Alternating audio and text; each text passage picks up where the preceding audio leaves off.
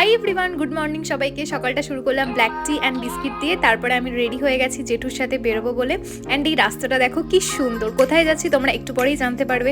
যেতে যেতে এই কেক শপটা চোখে পড়লো, তো একটা কেক নেওয়ার ছিল, চলে গেলাম একটা কেক নিতে। দেন আমার এখানে কেক নেওয়াও হয়ে গেছে আর আমি চলেও এসেছি বাড়িতে।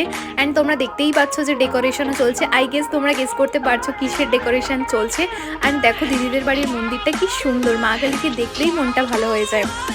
তারপর এখানে সুন্দরভাবে আমাদের স্পাইডারম্যান থিমে ডেকোরেশন কমপ্লিট হয়ে গেছে। এই দেখো আমাদের বার্থডে বয়কে, হ্যাঁ এটা আমার দিদির ছেলে, যার আজকে 4th birthday. So happy birthday to প্রায়াঙ্ক।